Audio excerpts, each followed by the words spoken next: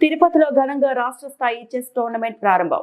నగరంలోని Srinivasa sports complex వేదికగా sports authority of Andhra Pradesh ఆధ్వర్యంలో రాష్ట్ర స్థాయి చెస్ టోర్నమెంట్ శనివారం వైభవంగా ప్రారంభమైంది.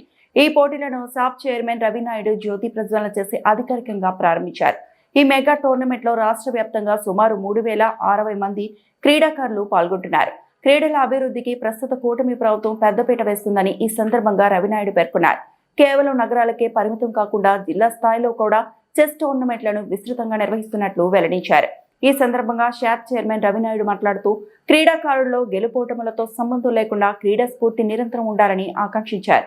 ముఖ్యంగా గ్రామీణ ప్రాంతాల నుంచి ప్రతిభ గల క్రీడాకారులను గుర్తించి వారిని ప్రోత్సహిస్తూ ఇక్కడికి తీసుకొచ్చిన తల్లిదండ్రులను ఆయన ప్రత్యేకంగా అభినందించారు.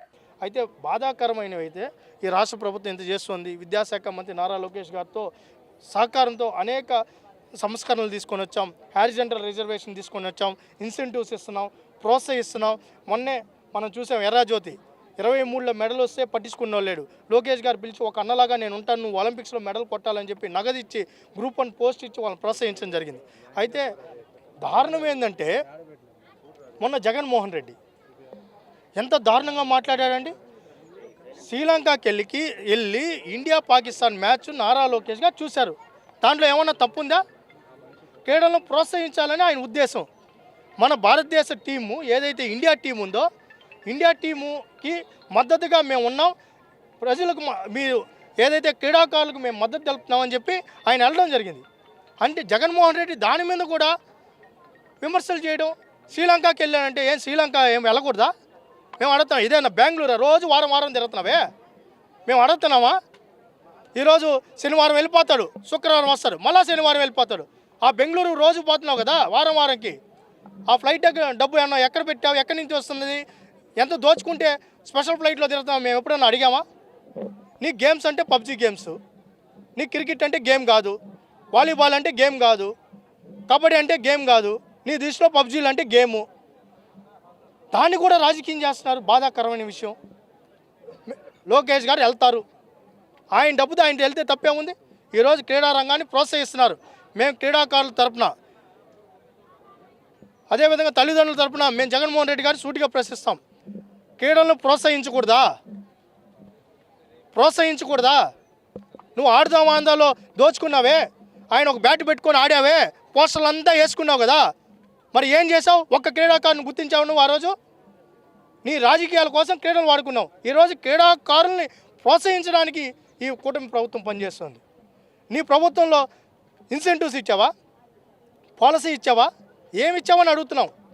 అసలు నువ్వు క్రీడా రంగం గురించి, క్రీడా ఏదైతే దానికి సంబంధించి మాట్లాడే అర్హత జగన్మోహన్ రెడ్డికి లేదు. ఈరోజు నిన్న చూస్తే అసెంబ్లీలో ఎంత బాధేస్తుందంటే, నేను తిరుపతి వాసిగా మాట్లాడుతున్నాను, బాధేస్తుంది. వెంకటేశ్వర స్వామి చిత్రపటాలు రాజకీయాలకు వాడుకుంటారా? స్వామి వారితో వీళ్ళు రాజకీయాలు చేస్తున్నారు.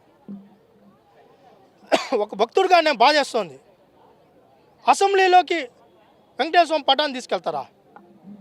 చెప్పులు వేసుకొని ఎటకారంగా బూతులు మాట్లాడుకుంటూ నిర్లజ్జగా, భయం లేదు, భక్తి లేదు. అవునులే, బాబాయిని వేసేసిన వాళ్ళకి వీళ్ళకి దేవుడు అంటే భయం ఎక్కడ ఉంటుంది?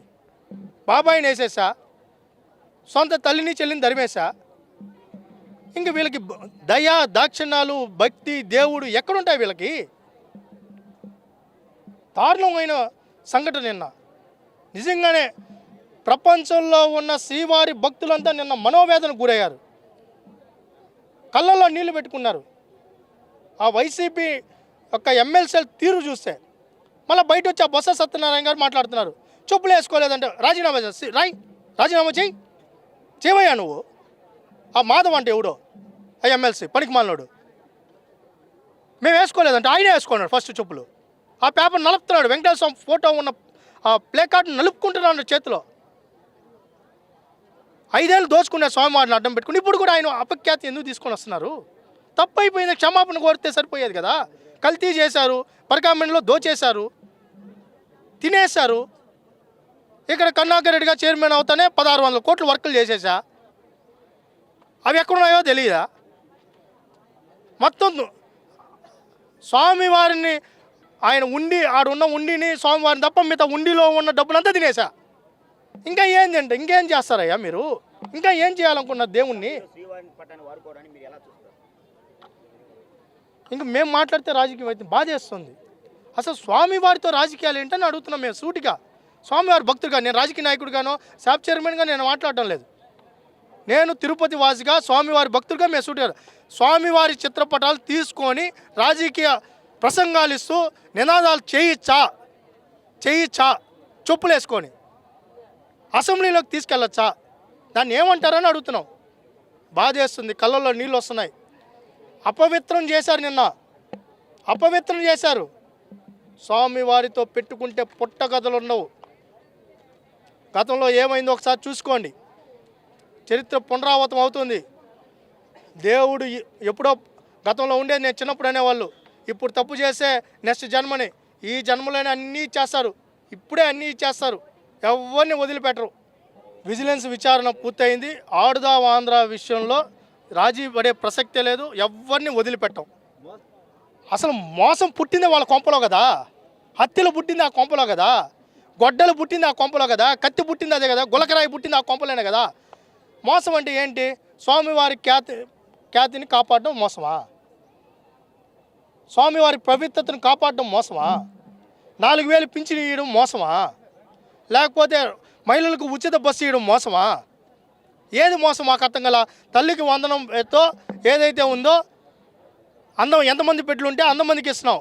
అమ్మఒడిలాగా ఒకరికి ఇచ్చి ఒకరిని వైన్ షాప్లో పని చేయమన్నాం, మేము చేయలేమనలేదా? 20-30 వేల మంది మేము చంపలేదే కల్తీ లిక్కర్ ఇచ్చేసి. మేము ప్రజల జీవితాలను కాపాడుతున్నాం. అది మోసం అంటే ఇంకేం మేమేం మాట్లాడలేదు. ప్యాంటు షర్ట్ కాదు, ఆయన రక్తంలోనే డిఎన్ఏలోనే మోసం ఉంది. ఏదైతే కాంగ్రెస్ పార్టీ ముఖ్యమంత్రి ఇస్తే అక్కడ మోసం చేశా. విభజన టైంలో మద్దతు తెలపాల్సిన ఆయన పోయి రాజకీయం చేసి రాష్ట్రాన్ని విడగొట్టా. ఇప్పుడేమో తీసుకొని వచ్చి ఈరోజు స్వామివారిని అడ్డం పెట్టుకున్నా. మోసం అంటే ఏంటి? అసలు మోసం అనేది వాళ్ళ డిఎన్ఏలో ఉంది. సొంత బాబాయిని వేసేసిన వాళ్ళు వీళ్ళు మోసాల గురించి మాట్లాడతారు. సొంత ముందు నేను ఒకటే అడుగుతున్నా, సునీతమ్మకి న్యాయం చేయమని చెప్పి. సునీతమ్మకి ఎప్పుడు న్యాయం చేస్తావు జగన్మోహన్ రెడ్డి? షర్మిలమ్మకి ఎప్పుడు న్యాయం చేస్తావు జగన్మోహన్ రెడ్డి? విజయమ్మకి ఎప్పుడు న్యాయం చేస్తావు జగన్మోహన్ రెడ్డి? దీన్ని మోసం అనాలా? తల్లిని ఇంట్లో నుంచి దరివేసిన వాడిని మోసగాడంటారు, చెల్లిని ఇంట్లో నుంచి దరివేసిన వాడిని మోసగాడంటారు, బాబాయిని చంపేసిన వాళ్ళని కాపాడుకునే వాడిని మోసగాడంటారు. దీన్ని మోసగాడంటారు జగన్మోహన్ రెడ్డి. ఇంకేమన్నా కావాలంటే నెట్లో కూర్చో.